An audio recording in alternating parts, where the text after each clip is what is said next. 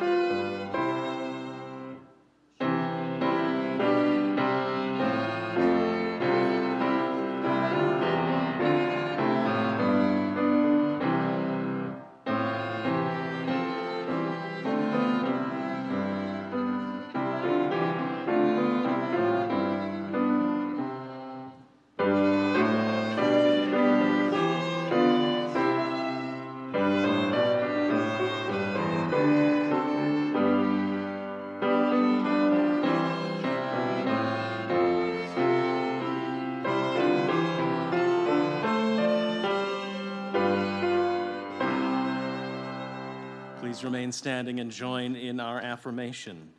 Love is the doctrine of this church, the quest for truth is its sacrament, and service is its prayer. To dwell together in peace, to seek knowledge in freedom, to serve life in fellowship, to the end that all souls shall grow in harmony. Thus do we covenant with each and with all. Please be seated.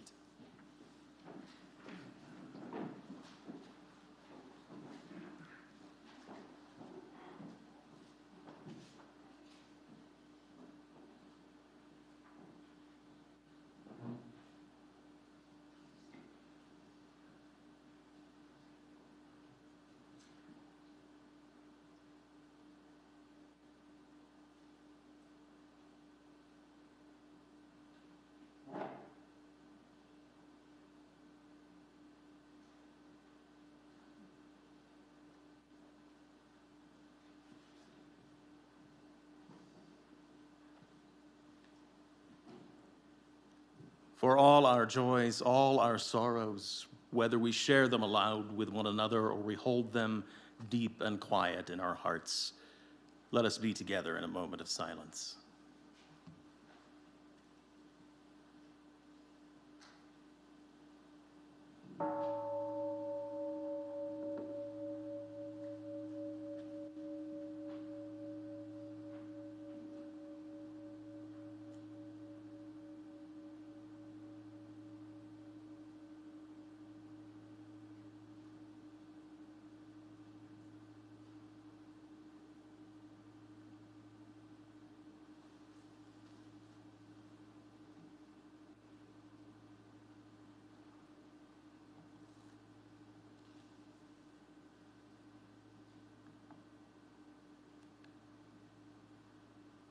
Please join with me now in a spirit of prayer and contemplation. It seems odd in the present moment to speak of resurrection. Insensitive, perhaps, in the face of such widespread global suffering and death. But this is exactly why we must celebrate the promise, resurrection, and the role we play in the endless spirit of unconditional love. Life persists, and we must at least acknowledge the rising that takes place within our own spirits. We gather together this morning to celebrate a spirit that cannot be destroyed, no matter how many small deaths it may suffer. Joy overshadowed by worry, courage overshadowed by fear, charity overshadowed by selfishness. Each of these is a death of the spirit. Each of these is an opportunity for resurrection. Eternal and beloved, gracious source of all life and all love, we come together this morning grateful for the time out of time we set apart so that we might become more fully present to ourselves, to each other, to our community, to that which we call holy. May our hearts be opened together. May our spirits be lifted together. May we find in this community the power to rise when we feel tempted to give in and surrender. May we each find a way to be the source of courage and a rising spirit within the life of another. May we renew our commitment to act from a place of love rather than a place of fear. All this we pray in the names of those known and unknown, present and absent, remembered and forgotten, in the names of all the helpers of humankind. Amen.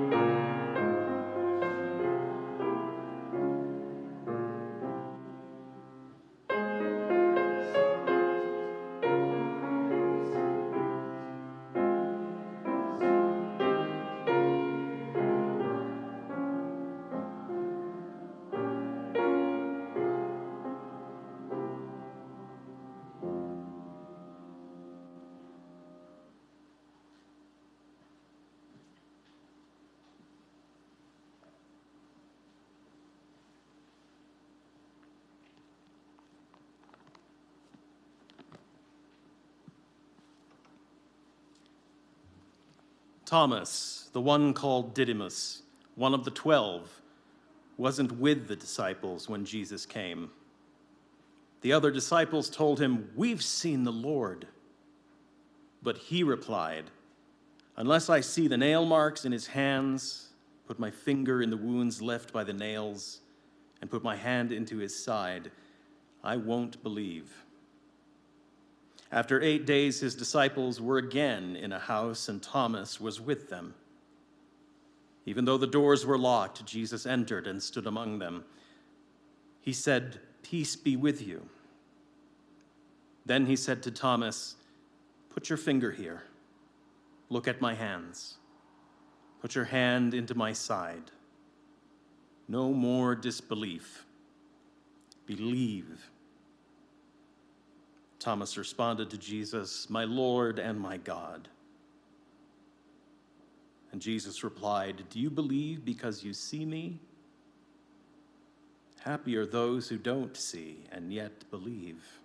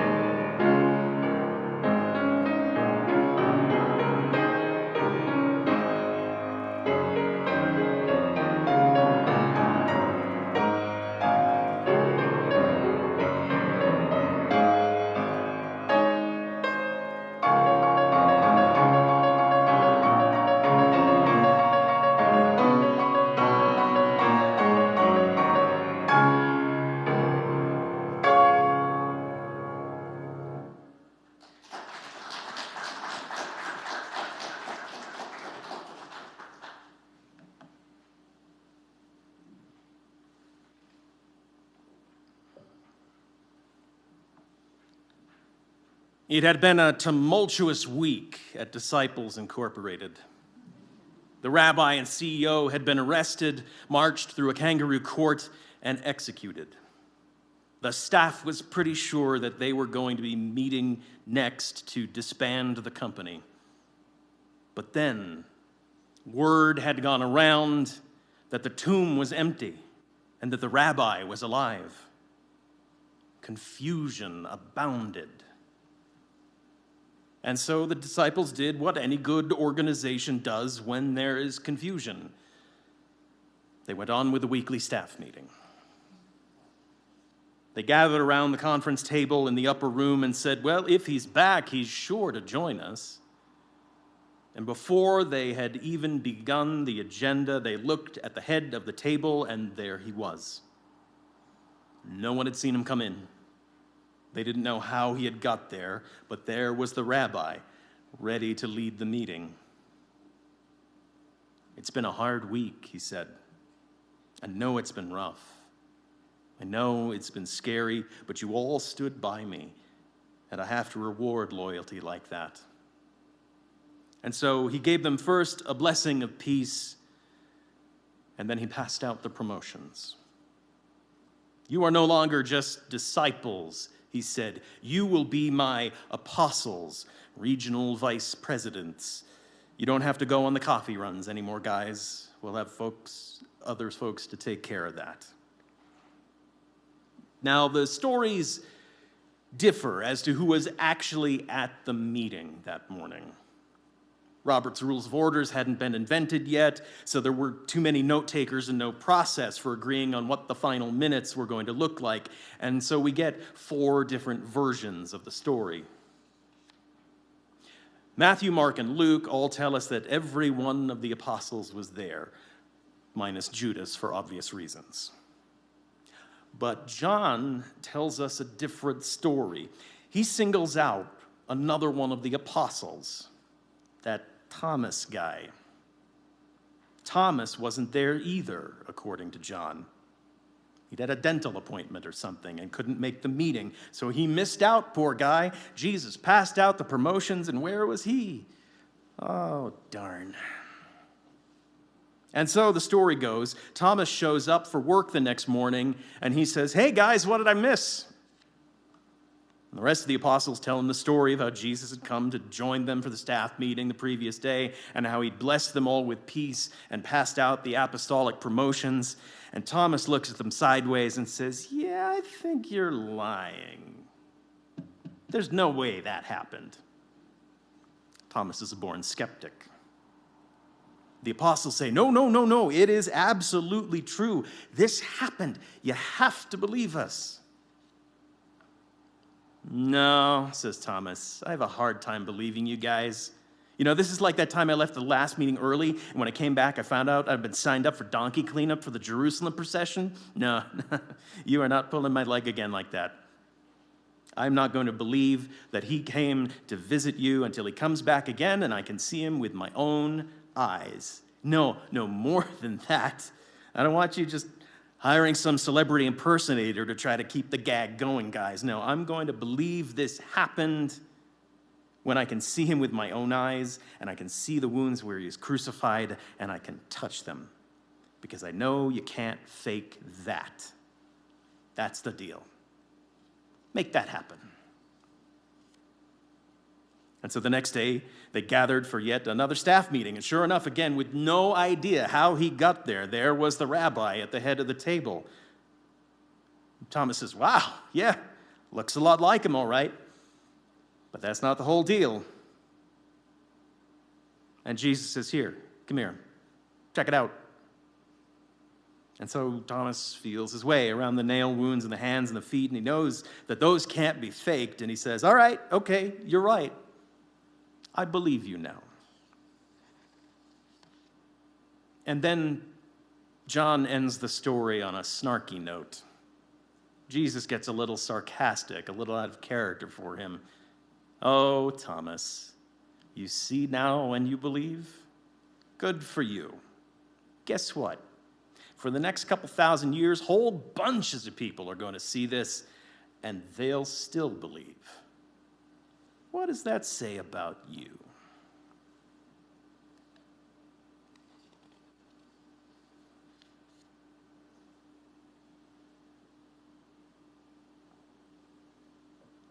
The Easter story and the tales that surround it are challenging ones for Unitarian Universalists as a whole.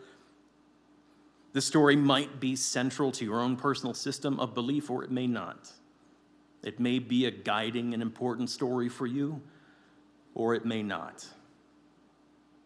But the way John in the gospel tells the story, he says, you have to believe it because I said so, and that's the only way to get the good things that are coming to you. John's coda at the end of that story says, then Jesus did many other miraculous signs in his disciples' presence, signs that aren't recorded in this scroll. But these things are written so that you will believe that Jesus is the Christ, God's Son, and that believing you will have life in his name. You gotta believe, guys. For most of us, I think that's a version of the story that leaves a lot of people out. Perhaps more people than we are aware of. Because I'm willing to bet this morning that there are more Thomases in the world than there are who are ready to admit it. Not just those of us who follow our patron saints in Unitarian Universalism, but also in the Christian tradition. I bet there are more Thomases than not. I bet there are more Thomases in this room than not.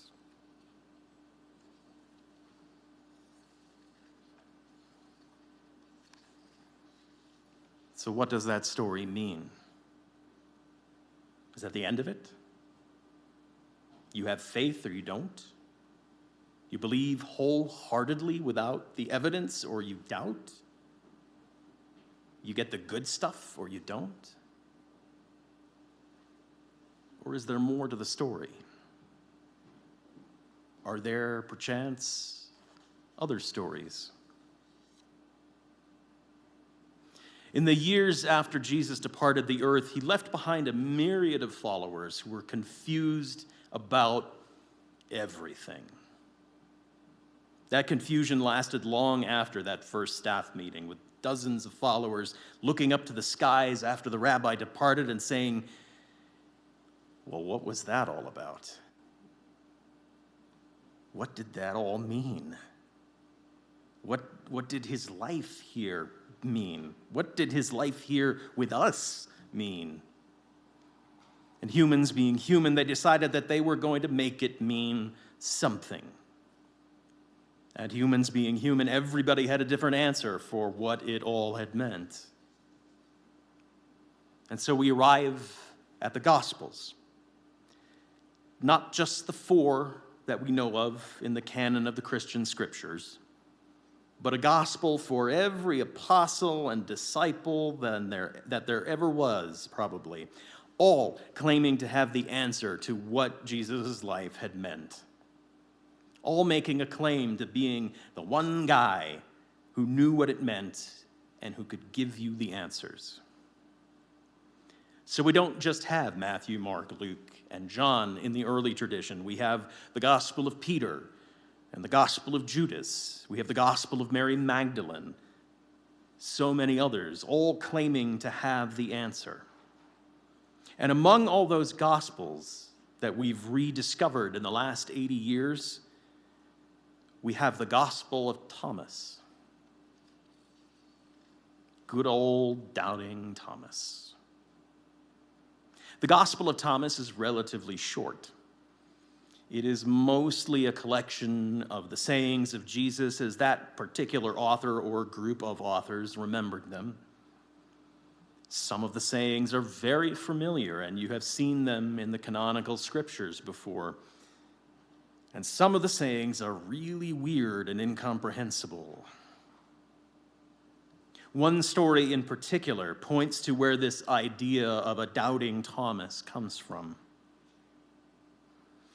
All of the canonical Gospels share a story of how Peter figures out that Jesus is the Messiah and how, therefore, he gets to be the leader of the church. The general story is that Jesus asks the disciples, "Who do people say that I am?" Well, they say that you're Elijah. They say you're Moses. They say you're one of the prophets. Great, says Jesus. Now who do you say that I am? And Peter, the teacher's pet, pipes up right away, "You're the Messiah." That's right, Peter. Good on you. You get to be in charge now. Thomas tells a different story. Jesus said to his disciples, "Compare me to someone and tell me who I am like." Simon Peter said to him, "You are like a righteous angel." Matthew said to him, "You are like a wise philosopher." Thomas said to him, "Master, my mouth is wholly incapable of saying who you are like." "I don't know, man." And Jesus says, "Good answer, Thomas," and then takes him aside and shares 3 secrets with him that Thomas does not write down in the gospel and that we will never know, thus proving that Thomas has been given all the answers. The Thomas Christians were one of the earliest sects of Christianity. There were Christianities at that time. There was no monolithic church yet, and the Thomas group was one of them, following their saint and his gospel. And at the heart of that gospel was this idea that we can't say for sure who Jesus was. We can't say for sure what God is. And furthermore, as the Thomas Gospel goes on to explain, some of the answer might be contained within our own flawed selves. And this was a troubling idea to other Christians at the time. The John Gospel Christians came along a little later, and some scholars today are convinced that John's Gospel was written specifically as a propaganda pamphlet to tweak the Thomas Christians. John is the only gospel that has the story of doubting Thomas, after all. And it is specifically because John's theology says, we know who God is, and we know who Jesus is. They are the same person, and you have to believe that because I said so. And it's not in you, it's only in him. Thomas and history tell us that John wins out in the end. He makes it into the final canon, and we forget Thomas even existed until 1945 when we uncover the scrolls again. And because John's concept won out for those couple thousand years, we have programmed into ourselves, into our cultural DNA, this idea that faith and doubt are a dichotomy, diametrically opposed, the opposite of one another. You have faith. You accept something on faith regardless of the evidence, or you are a skeptic. That's it. And if you have faith, you're all set. And if you don't, and if you have doubt, boy, are you in trouble. But Thomas tells us a different story. Thomas, in his own gospel, doubts. Who am I? I don't know. But after he answers, I don't know, he doesn't give up. He continues to search for what it all meant, this time with Jesus on earth. He doubts, and yet somehow still practices his faith. Thomas presents us with the notion that perhaps faith and doubt are part of the same process. That faith exists not only in spite of doubt, but perhaps because of it. Because of where our doubt leads us.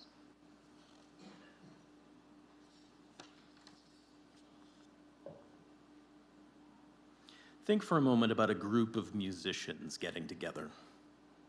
The choir comes up to the front, and Yelena sits down at the piano ready to play, and Nyla gets up to conduct, and they have practiced for weeks, and they're all trained in one way or another to sing or play or to lead, and yet despite the training and the practice, there is no guarantee that good music will actually happen until we begin to play it and sing it.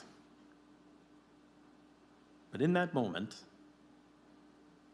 before anything could go wrong, The tempo could be off. The voices may not blend. Weather may have untuned the piano. We don't know until we strike the keys. So maybe we shouldn't, just in case we get it wrong and it's awful. But then again, if we don't try, we're definitely not going to get anything good out of it.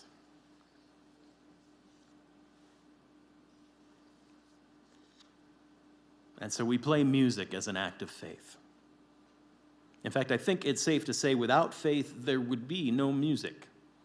We'd just be hovering petrified over our keyboards and our sheet music. It'd be an interesting kind of concert. Faith is a risk in spite of doubt. Blaise Pascal, the great mathematician and philosopher of the 17th century, who was also an inveterate visitor to the gambling tables, called faith a gamble, a roll of the dice. We don't know what the outcome will be, he says, but we have a vested interest in the possibility that we may benefit from the outcome, that something good may come to us, and so we roll the dice. Even those who don't think they have faith, he says, are rolling the dice. They're just rolling a little harder than the rest of us, maybe. Sometimes our lives are full of these moments. In our daily lives, we can be certain about a lot of things. I remember to turn my alarm on and the battery is fresh, then the alarm will wake me up. If the toaster is functioning and I put a slice of bread in it and I hit the plunger down, I will get toast. There's not a lot of risk involved there. But our lives are still full of big gambles, huge rolls of the dice.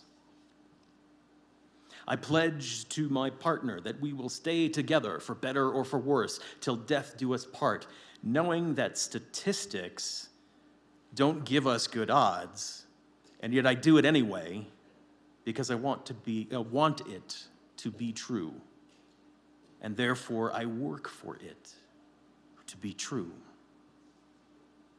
I bring children into the world because I believe I can raise them in such a manner as to make the world a better place and make their lives maybe just one step better than mine has been.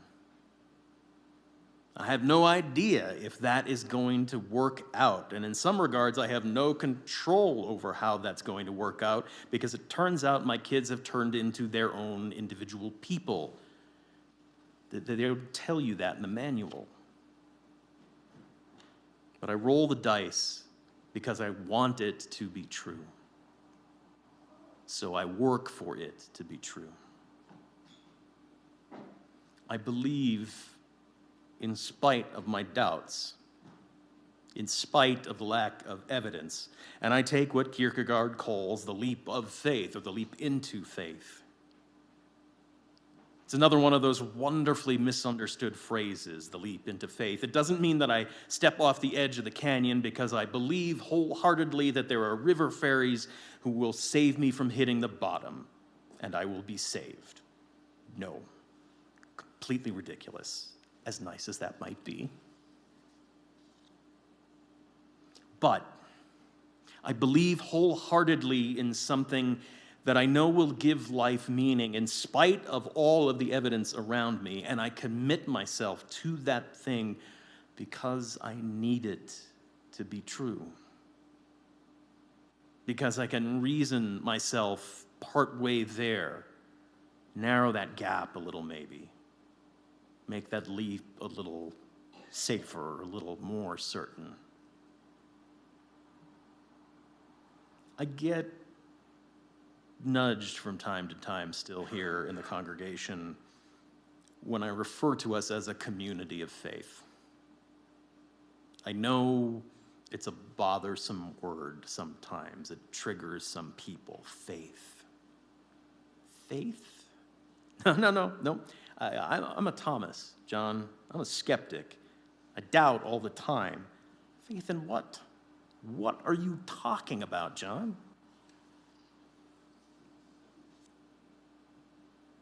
We gather here every Sunday And we read the words of our affirmation that love is our doctrine, that service is our prayer, that we are questing for truth. We read the mission and vision as it shows up on our website and our newsletter about how our minds and hearts and doors are open, how we are going to be a beacon to the world. And we look at our principles that say how we affirm that everyone has worth and dignity, how we are all connected, how we believe in justice and equity. And then if we were to go home and fire up the internet and scroll through all the various news sites that we might, and start to see how we collectively as human beings are living our lives and the choices we're making collectively, and we start to gather up evidence for just how true any of those statements we read week after week might be, the evidence might seem pretty slim nowadays. Circumstantial at best, maybe sometimes. And still, we come back the next Sunday and we read the words again and we affirm those principles, not because they are true right now, but because we want them to be. We need them to be. Because in some respects, it is something we feel we have to believe in, have to.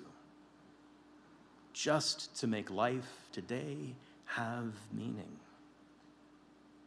Just to make the world a better place than how we might find it right now. So we take a risk that what we believe might actually become truth. We take a leap into faith. 2,000 years ago, the authors of all those various gospels looked to the heavens and wondered what it all meant, and they wrote their gospels because that's what they needed life to mean right at that point, at that moment. And for some here today, some of those stories still have meaning for you, and for others of you, perhaps they don't. And for me today, it doesn't matter to me so much whether or not those stories mean anything to you. My challenge today on this Easter Sunday is this: the question they asked, the question that brought all of those gospels into being, is the same question that drives the gospel of our own lives today.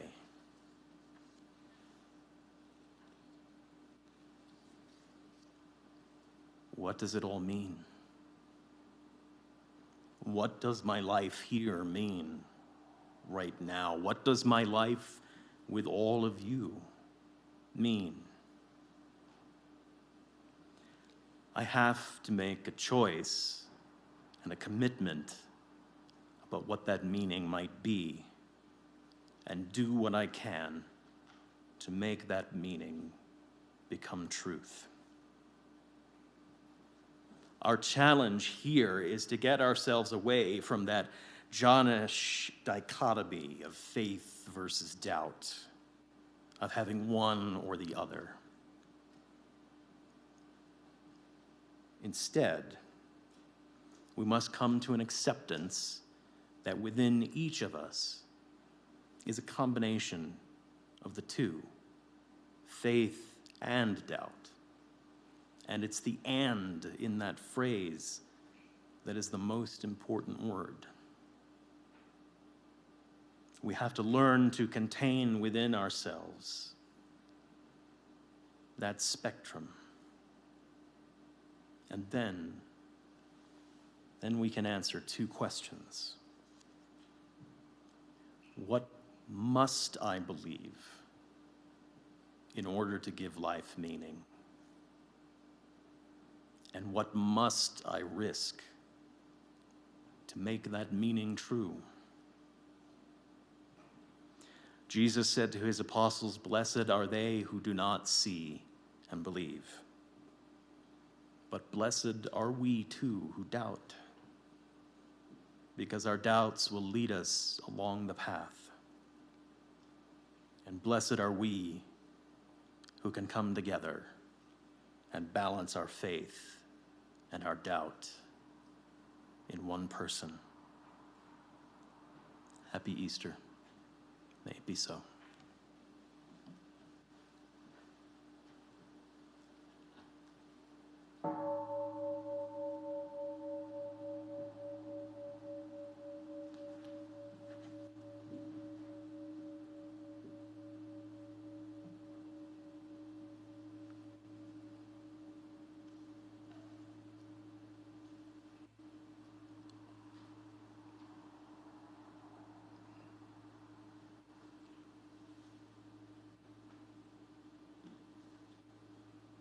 As we prepare to return to our everyday lives, it is time to give something of the gifts of this community back to the larger community we are part of.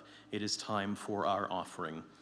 During the month of April, all cash and undesignated funds we receive will be given to our friends at the Española Pathways Shelter in support of their work on our behalf in the community for the homeless.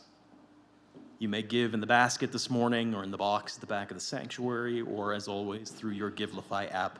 Please select this month's basket, the envelope for Española Pathways Shelter as the recipient. The offering will now be accepted. May what you give bring you joy and a deeper relationship with this community.